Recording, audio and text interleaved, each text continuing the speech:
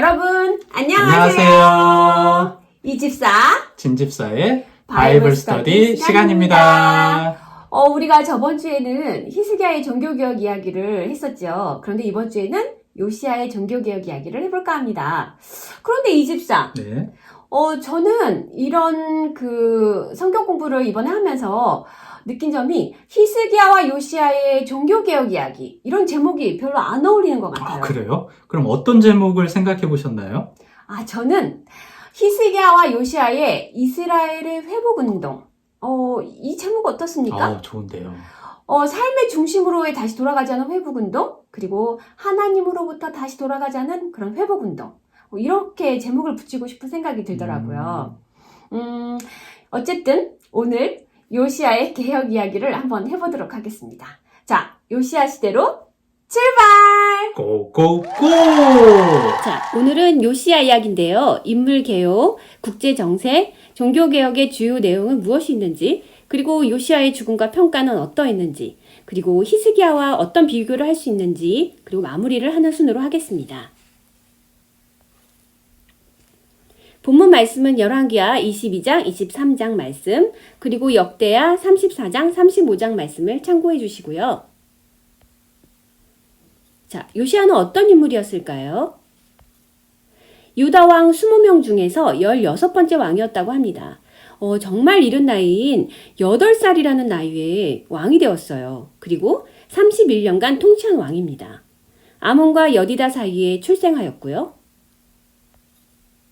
가계도를 한번 볼까요? 히스기야, 우리가 저번에 공부한 히스기야 왕 이후로 므낫세 왕, 그 다음 아몬 왕, 그리고 16대 왕인 요시야 왕이 계승을 하였습니다. 므낫세 왕은 55년간 최장수의 왕이었는데요. 그리고 2년 동안 아몬이 통치하였어요. 그런데 이 두 왕은 주께서 보시기에 아주 악한 일을 하였다고 기록되어 있죠. 므낫세 왕은 유다 역사상 가장 악한 왕이라고 성경에 나와 있습니다. 아버지 히스기야가 헐어버린 산당들을 다시 세우고 바알 세단을 다시 쌓고 심지어는 아들들을 흰놈의 아들 골짜기에서 번제물로 살라 바친 그런 아주 악한 왕인데요. 주께서 보시기에 아주 악한 일을 많이 해서 하나님을 진노하시게 하였다 기록되어 있습니다. 요시야의 아버지인 아몬도 역시 악한 왕이었죠. 아몬 왕은 22살의 왕이 되었고 2년 동안 예루살렘에서 다스렸습니다. 아버지 므낫세처럼 주께서 보시기에 악한 일을 하였다고 기록되어 있죠. 결국에 신하들이 그를 반역하고 궁 안에 있는 왕을 살해하였습니다. 그러나 그 땅의 백성들은 아몬 왕을 반역한 신하들을 다 죽이고 아몬의 뒤를 이어서 그의 아들 요시야를 왕으로 삼았습니다. 성경에서의 평가는 어땠을까요? 이와 같이 마음을 다 기울이고 생명을 다하고 힘을 다 기울여 모세의 율법을 지키며 주께로 돌이킨 왕은 이전에도 없었고 그 뒤로도 다시 나타나지 않았다고 기록되어 있군요. 자, 국제정세는 어땠을까요? 이집사, 국제정세를 알려주시겠어요? 이 시기 근동 지역은 패권이 아시리아에서 바벨론으로 넘어가는 그런 격변기였습니다. 아시리아의 아슈르 바니팔 왕이 사망하면서 아시리아는 이제 몰락기를 겪게 됩니다. 이 아슈르 바니팔 왕이 누구냐면 사네립 왕의 손자입니다. 사네립 왕 기억나시죠? 네, 기억나요. 예, 히스기야 때 18만 5천 명이 몰살당했잖아요. 그때 왕이었습니다.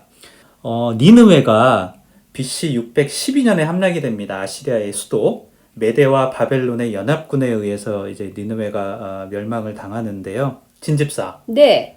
니느웨 멸망할 거를 예언했던 선지자 혹시 아시나요? 니느웨 하면 요나 선지자 아닙니까? 요나 선지자. 맞습니다. 그런데 요나 선지자는 너네들 회개해라.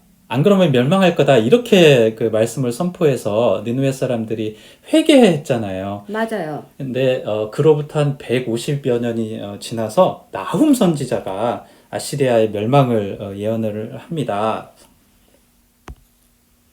그러면서 이제 바벨론은 죽음기를 맞습니다. 나보폴라살 왕, 이 왕이 느느웨를 함락시킨 왕입니다. 그 아들 느부갓네살 왕 때 이제 바벨론이 이제 전성기를 이제 맞게 되는데요. 이 느부갓네살 왕은 예루살렘 1차, 2차, 3차 공격했던 그 왕입니다. 그래서 나보폴라살 왕 때부터 이제 옛 아시리아의 땅을 바벨론이 점점 먹어가는 시기고요. 그래서 이 지역의 패권은 이제 이집트와 바벨론이 서로 경쟁하는 그런 시기입니다. 그 사이에 요시야 왕이 지금 끼어 있습니다.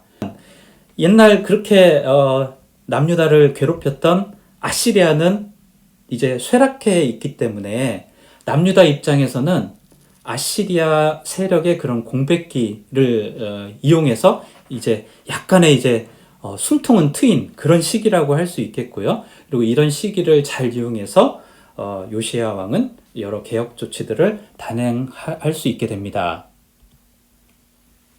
어떤 종교 개혁을 했을까요? 한번 살펴보겠습니다. 요시야의 그 종교 개혁에 대해서 열왕기와 역대기가 비슷한데요. 약간 다른 점이 하나가 있습니다. 성전 수리하다가 율법책을 발견하고 그래서 이제 우상과 산당을 철폐하고 또 유월절을 지켰다. 이거 동일한데요. 역대기에서는 그 성전 수리와 율법책 발견 이전에 1단계의 종교개혁 그 활동이 있었다. 우상과 산당을 철폐했다.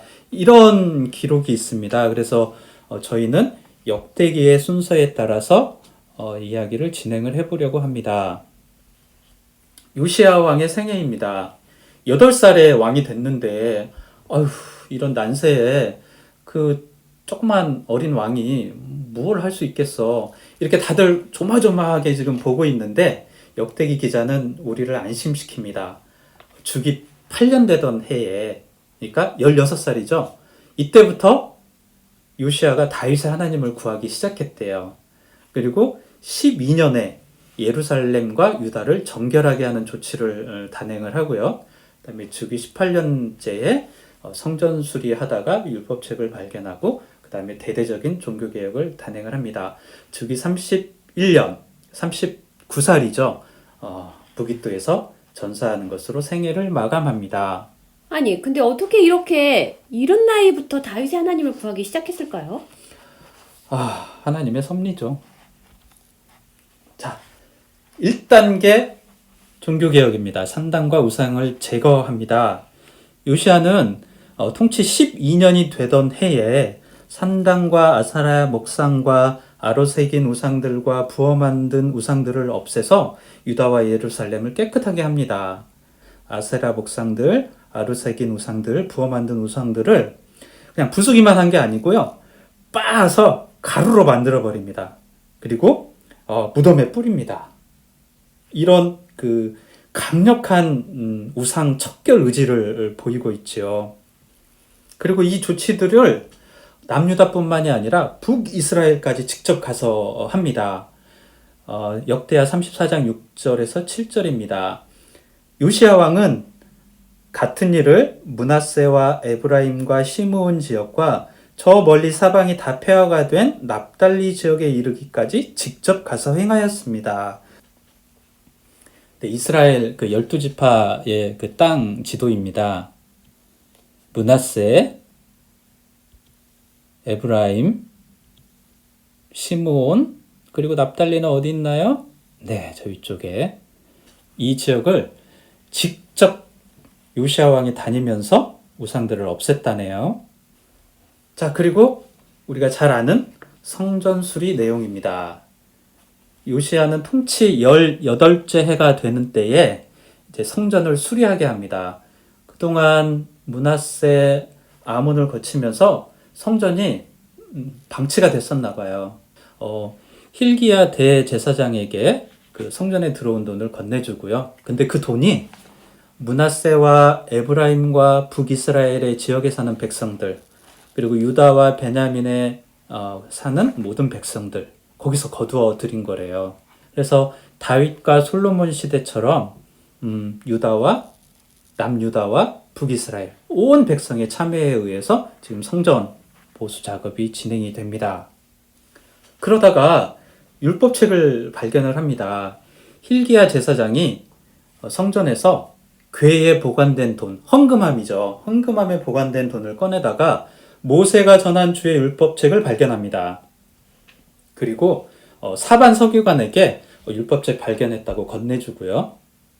그 다음에 사반 서기관이 왕에게 보고하지요. 왕은 사반으로 하여금 그 책을 읽게 해요.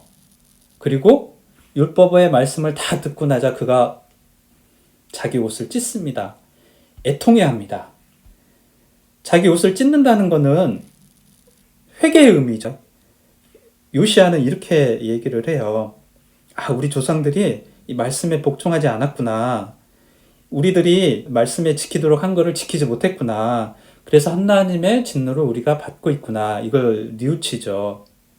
근데 율법책은 원래 성전의 언약궤 옆에 보관하고 있게 되어 있고요. 그 다음에 제사장들이 이 율법책을 백성들에게 읽어주도록 그렇게 되어 있는데 아주 오랜 기간 동안 이 율법책을 가르치고 배우는 일이 끊겨 있었나 봅니다. 자, 율법책. 이 율법책이 뭐냐? 신명기다, 모세오경이다 이렇게 의견이 좀 분분한 것 같고요. 그 다음에 어떻게 헌금함 속에서 이게 보관되어 있다가 발견되었지? 외적들의 침략에 대비해서 누군가가 이걸 잘 어디다 숨겨놨다가 잊혀졌을 거다. 이렇게 얘기하는 분들도 계시고요. 그 할아버지와 아버지 왕 때의 그런 종교적 배교, 그런 여호와 신앙을 멀리 하다가 이게 그냥 잊혀진 거다. 그렇게 보는 시각도 있는 것 같습니다. 근데 어쨌거나 요시야 왕은 이 율법책을 발견하고 이제 이 율법책에 근거해서 강력한 종교개혁을 단행하게 되는데요. 먼저 율법책을 전 그 이스라엘 주민들 앞에서 낭독하고 다시 언약식을 체결하고 이제 우상 절패 산당 제거 이런 작업들을 거치게 되는데 이 율법책이 요시야 종교개혁의 가장 강력한 동력이 되었던 거죠. 왕은 율법책을 읽고 나서 이제 훌다라는 선지자에게 하나님의 뜻이 무엇인지 물어보라고 사람들을 보냅니다. 그러자 훌다 선지자가 말합니다. 유다 왕 앞에서 낭독한 책에 기록된 모든 저주대로 내가 이곳과 여기에 사는 주민들에게 재앙을 내리겠다. 그들이 나를 버리고 다른 신들에게 분향해서 그들이 한 모든 일이 나를 노엽게 하였기 때문이다. 그러므로 내 분노를 여기에다 쏟을 것이니 아무도 끄지 못할 것이다. 다만 내가 이곳과 이곳에 사는 주민을 두고 말한 것을 왕이 듣고 마음에 느낀 바가 있어서 내 앞에서 겸손해져서 왕이 옷을 찢으며 통곡하였기 때문에 내가 왕의 기도를 들어주겠다. 어떻게 들어주냐면 이곳과 이곳 주민에게 내리기로 한 모든 재앙을 왕이 죽을 때까지는 내리지 않겠다. 이런 그 예언을 훌다 예언자가 합니다. 요시야 왕은 성전에 이제 가면서 유다의 모든 백성과 예루살렘 주민들, 제사장과 레위 사람들, 어른이건 아이건 가리지 않고 모두 데리고 성전으로 올라갑니다. 그리고 왕은 이 성전에서 발견된 율법책의 모든 말씀을 사람들에게 크게 읽어서 들려주도록 합니다. 그리고 나서 자기 처소에 서서 여호와 앞에서 언약을 세웁니다. 우리 마음을 다하고 목숨을 다하여 여호와를 순종하고 그의 계명과 법도와 율례를 지켜서 이 책에 기록된 언약의 말씀을 이루자. 그래서 왕이 거기에 있는 예루살렘과 베냐민 사람들도 이 언약에 참여하게 하고 예루살렘 주민들이 이 하나님이 세우신 언약을 따르기로 결심합니다. 그런데 이 장면은 출애굽 시대의 광야 때 모세와 이스라엘 백성들의 우리는 하나님만 따르겠습니다 라고 언약한 그 장면하고 비슷한 것 같아요. 예리합니다. 지금 여기 중간에 개역개정으로 우리가 그 익숙한 구절이다 보니까 개역개정을 제가 넣었는데요. 여기 뭐라고 되어 있냐면 마음을 다하고 목숨을 다하여 여호와께 순종하자. 우리 익숙한 구절입니다. 이게 어떤 구절이냐면 이스라엘 사람들아 들으라. 우리 하나님 여호와는 오직 유일한 여호와시니 너는 마음을 다하고 뜻을 다하고 힘을 다하여 내 하나님 여호와를 사랑하라. 신명기 6장 4절에서 5절 말씀입니다. 모세가 그 이스라엘 백성들과 시내산에서 그 언약식을 체결하잖아요. 그 장면과 거의 유사한 문구로 지금 연출을 하고 있습니다. 그래서 이 자리에서 이스라엘 백성들은 하나님의 소유가 되고 제사장 나라가 되고 거룩한 백성이 되기로 하죠. 이 언약식을 체결한 후에 이제 왕은 온 그 이스라엘의 우상과 산당을 제거하는 작업을 대대적으로 벌입니다. 그래서 바알과 아세라와 하늘의 별을 섬기려고 만든 기구들을 밖으로 내놓도록 하고요. 그리고 기드론에 가서 불태우고 그 태운 죄를 베델로 옮깁니다. 그래서 유다의 역대 왕들이 임명한 그 우상숭배 제사장들을 다 내쫓아버리고요. 그다음에 아사랴 목상도 기드론 시내로 내다가 거기서 불태워서 가루로 만들어버리고 묘지 위에 뿌리고요. 심지어 성전에 남창의 집이 있었나 봐요. 그것도 깨끗이 없앴답니다. 그리고 유다의 모든 성읍으로부터 그 제사장들을 철수시켜서 예루살렘으로 불러들여서 그들을 모두 부정하게 하고요. 본문에 왕들이 만든 무슨 제단, 무슨 동상 이런 표현들이 많이 나와요. 그래서 유다의 그런 역대 왕들이 이런 우상 숭배에 적극적으로 사실은 역할을 했던 걸 저희가 볼 수 있고요. 그리고 이런 일들을 베델과 사마리아까지 직접 가서 합니다. 왕은 여로보암이 베델에다 만든 제단, 곧 이스라엘로 죄를 짓게 한 그 제단과 산당도 헐어버립니다.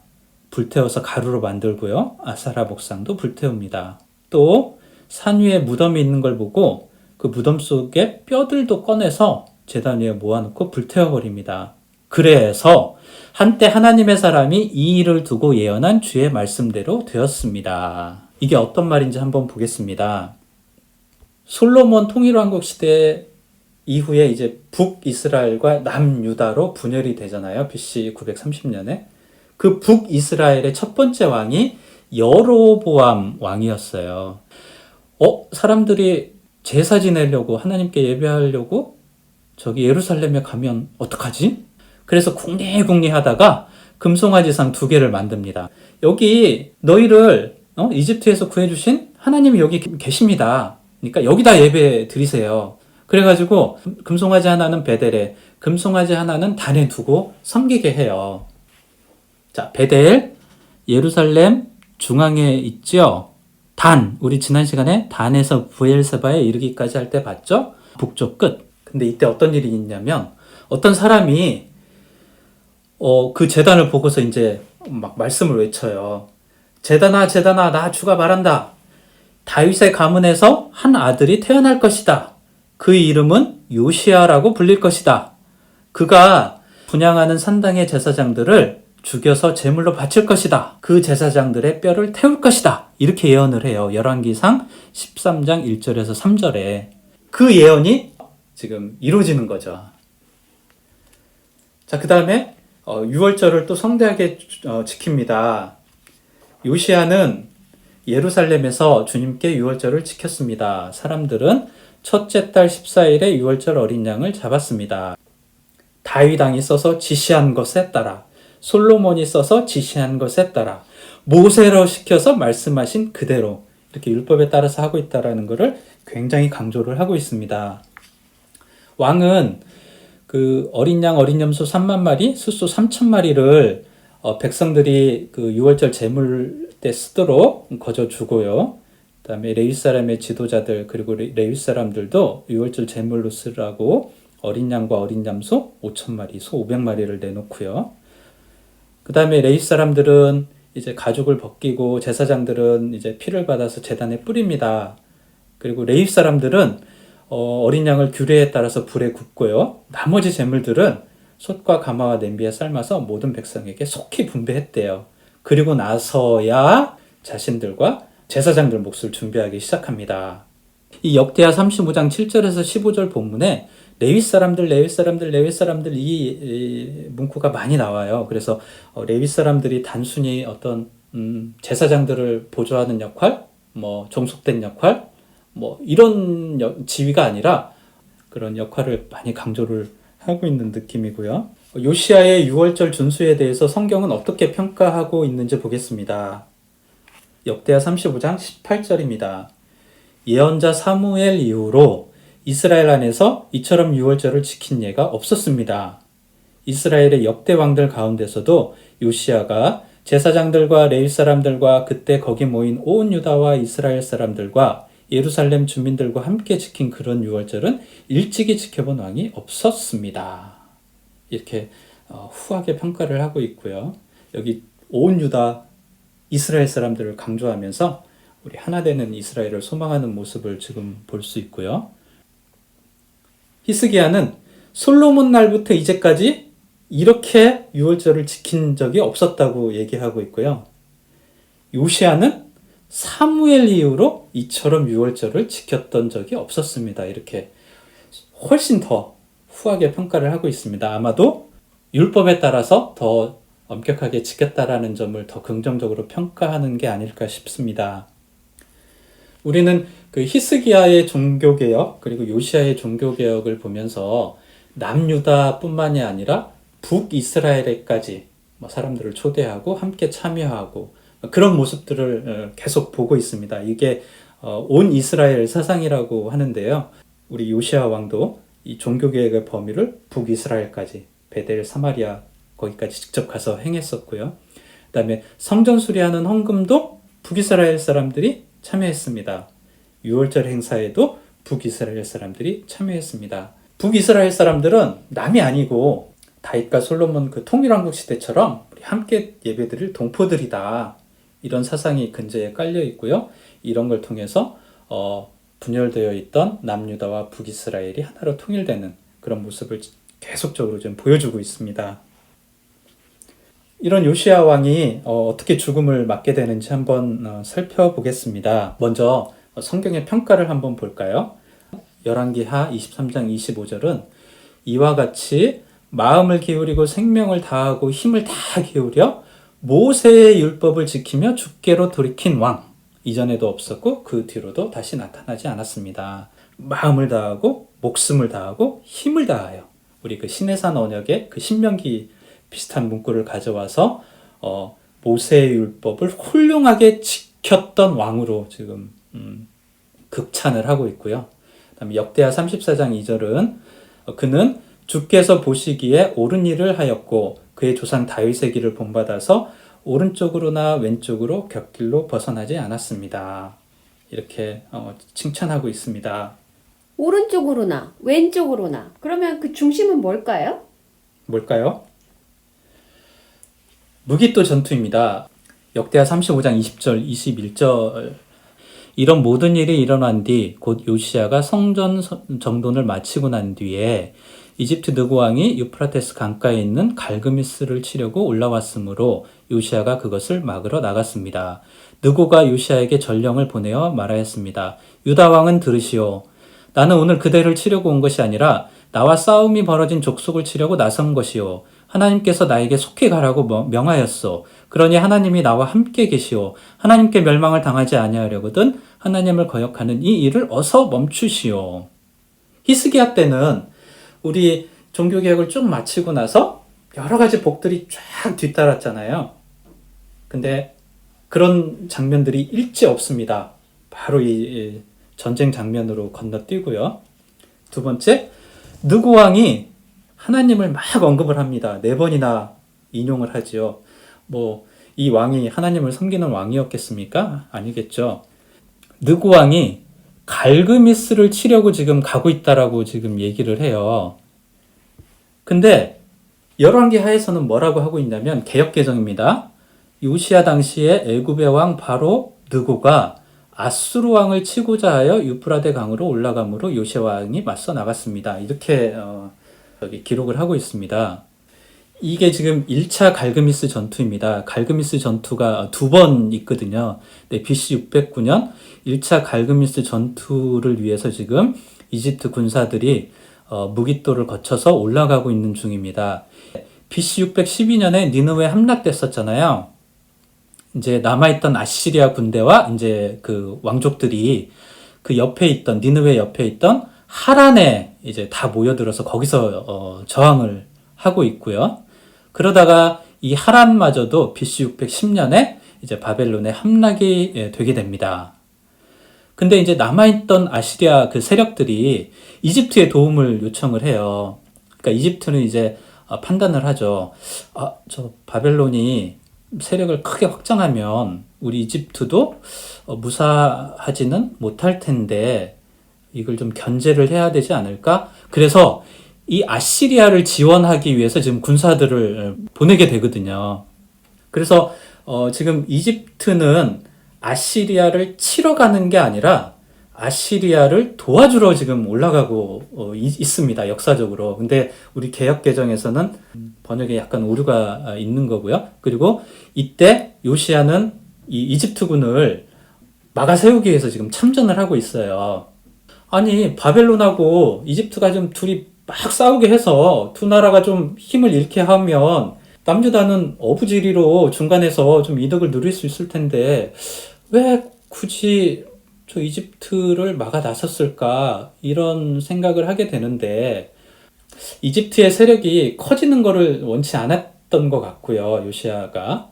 그 다음에 지금 어쨌거나 아시리아가 지금 쇠락하면서 남유다가 힘의 공백을 맞아서 나름 약간의 지금 숨통이 트여 있는 상황인데 아시리아가 다시 세력을 회복해? 그럼 우리 또 힘들어질 텐데 그런 전략적 판단 하에 지금 이집트를 치러 무기토에 지금 참전을 한 게 아닌가 그런 생각을 해봅니다. 자, 이집트 아까 느고왕이 하나님을 인용하면서 물러나라 싸우기 싫다 이렇게 얘기를 하는데 요시야는 되돌아가지 않습니다. 느고와 싸우려고 변장까지 합니다. 그러면서 역대기 기자는 굉장히 좀 부정적으로 좀 평가하는 느낌을 받습니다. 이처럼 요시야는 하나님께서 느고를 시켜서 하시는 말씀을 듣지 아니하고 무기토 평원으로 진군하여 가서 싸웠습니다. 그리고 적군이 쏜 화살이 요시야 왕에게 박히고요. 그 다음에 예루살렘으로 돌아와서 숨을 거둡니다.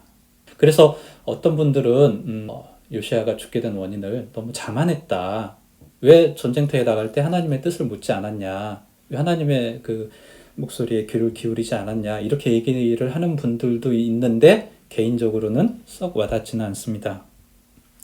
자, 요시야의 죽음 이후로 이제 남유다는 멸망의 길로 이제 가게 되지요. 요시야의 3명의 아들과 1명의 손자가 이제 왕위를 계속 잇게 됩니다. 근데 이 왕들은 다 주께서 보시기에 악한 일을 했다고 평가를 받고 있고요.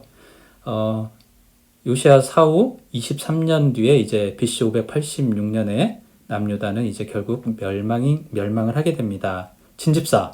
아유, 오랜만에 불러주십니다.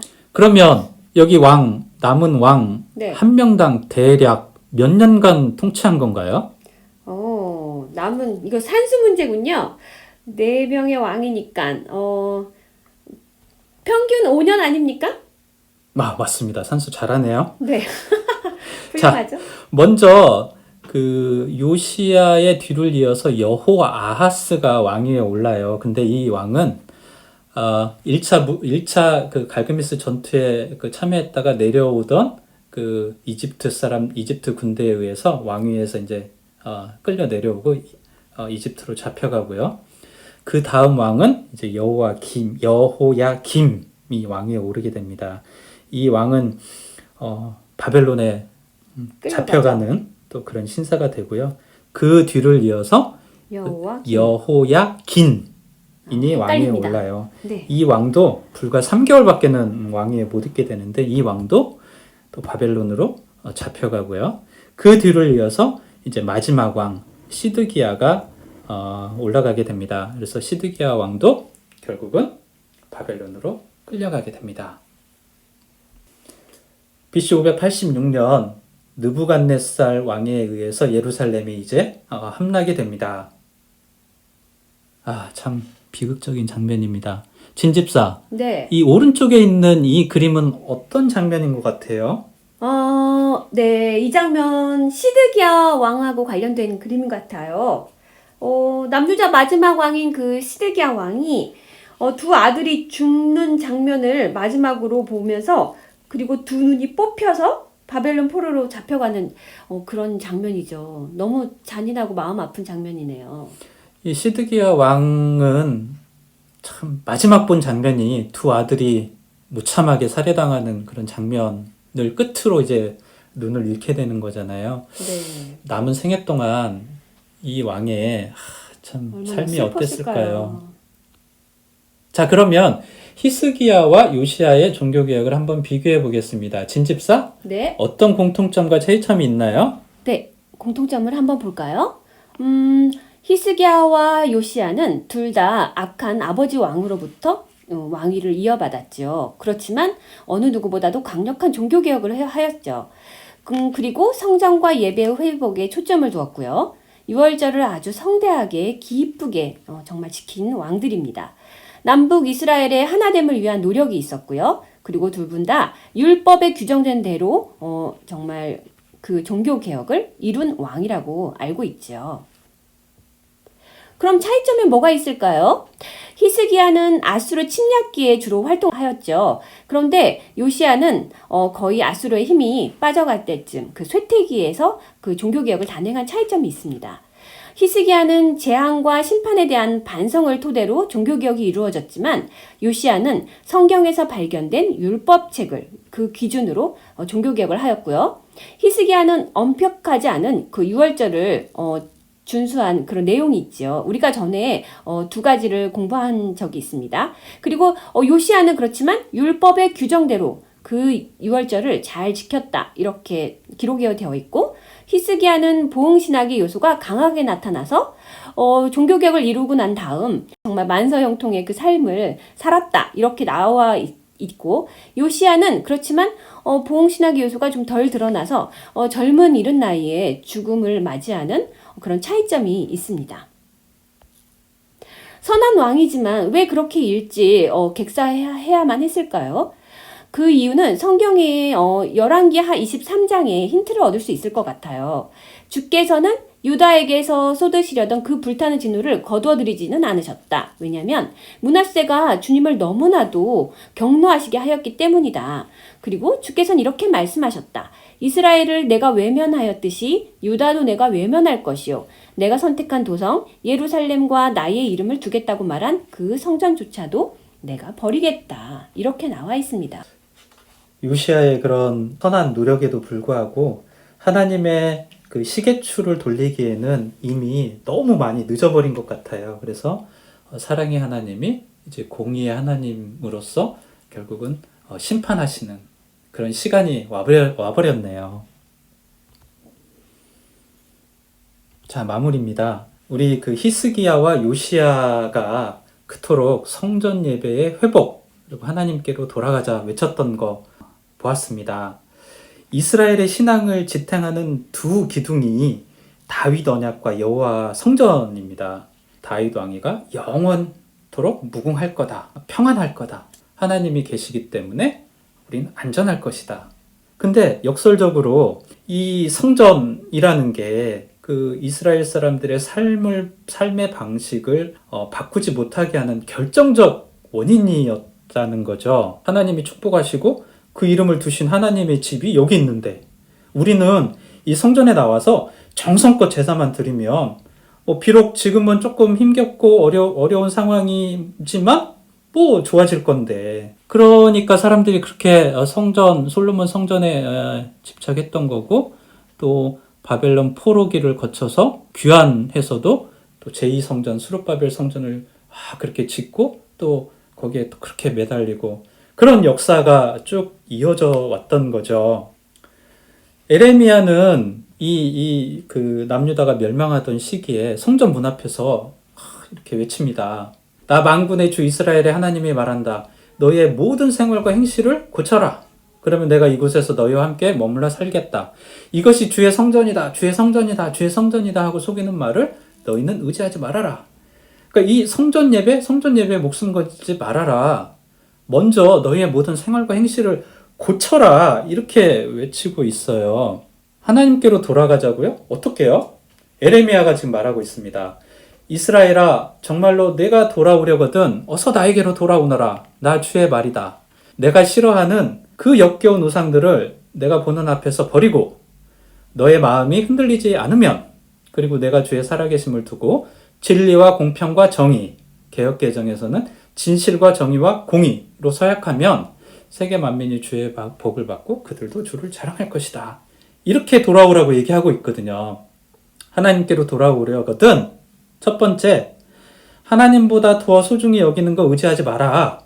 두 번째, 뭐 그렇게 하면서도 비틀거리지 마라. 불안해하지 마라. 이랬다 저랬다 하지 말고 하나님한테 전적으로 의지해라. 세 번째, 가장 중요한 진실과 정의와 공의로 행하라. 이게 하나님께로 돌아간다는 거죠. 에레미야는 요시야 왕을 이렇게 평가를 하고 있습니다. 지금 그 22장 13절에서 17절 말씀인데요. 여호야김 왕 앞에서 지금 이렇게 말을 하고 있어요.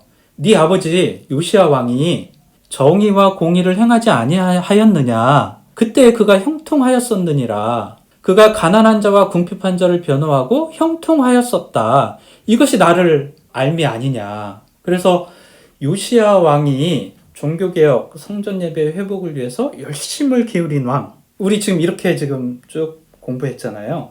에레미야는 요시야 왕이 정의와 공의를 행한 왕. 그래서 형통했었던 왕. 정의와 공의를 어떻게 행했냐? 가난한 자와 궁핍한 자를 변호했다. 이렇게 지금 평가를 하고 있습니다. 정의와 공의는 하나님의 통치 원칙입니다. 시편 72편 그 솔로몬의 시인데요. 하나님이여 주의 판단력을 왕에게 주십시오. 주의 공의를 주십시오.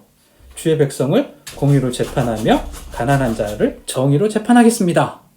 에레미야는 메시아를 예언하면서 이렇게 얘기를 해요. 보라 때가 이르리니 내가 다윗에게 한 의로운 가지를 일으킬 것이라. 그가 뭘 하냐면 왕이 되어서 지혜롭게 다스리며 세상에서 정의와 공의를 행할 것이다. 그의 이름은 여호와 우리 공의라 일컬음을 받으리라. 그럼 정의와 공의는 뭐냐? 너무 어렵잖아요, 말이. 네, 너무 어려워요. 자, 부당한 이득을 취하지 않는 것, 가난한 자를 변호하는 것, 무고한 피를 흐르게 하지 않는 것. 이게 정의와 공의랍니다.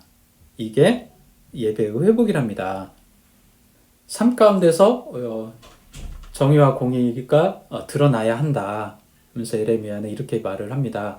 모든 생활과 행실을 참으로 바르게 고쳐라. 참으로 이웃끼리 서로 정직하게 살아라.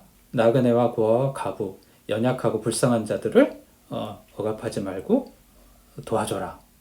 우리가 이 에레미야 말씀을 예배의 회복이라는 측면에서 한번 좀 고민해 볼 필요가 있을 것 같습니다.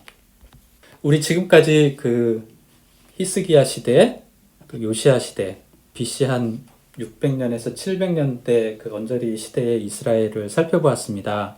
우리 이스라엘 사람들을 보면서 아유, 잔심한 것들 어떻게 저럴 수가 있어? 하나님을 섬긴다 하면서 또 금방 돌아서서 우상한테 절하고 또 하나님한테 왔다, 또 우상한테 갔다. 근데 그 이스라엘이 바로 나 우리입니다. 모두들 한국교회를 욕합니다. 큰일이라고 얘기들 하지요. 근데 그렇게 말할 때 우리는 나는 문제 없어. 우리 교회는 문제 없어. 나하고 우리 교회만 빼고 한국교회가 문제다라고 손가락질을 합니다. 그렇지 않죠. 우리 교회가 한국교회죠.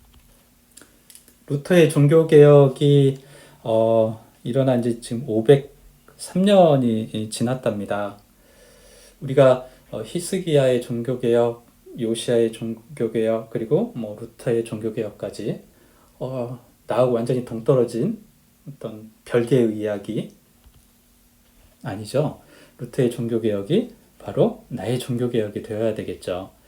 진집사, 손집사, 박집사, 김집사의 종교개혁이 되어야 되겠죠. 그렇죠, 진집사? 제가 왜 맨 첫 번째입니까? 그런데 이 집사의 종교개혁은 어디 있습니까? 여기 있잖아요. 점점점에. 점점. 자, 지금까지 히스기야와 요시야 이야기를 살펴보았습니다. 저는 두 왕을 공부하면서 한 단어가 떠올랐는데요. 무슨 단어가 떠오르셨어요?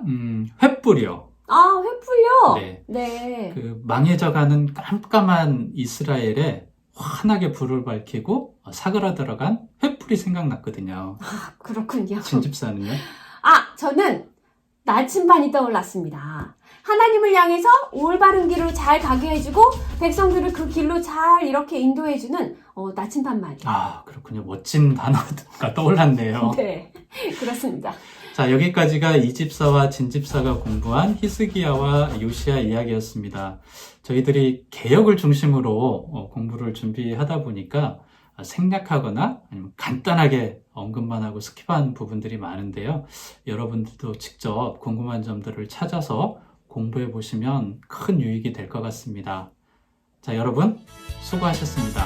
여러분 안녕!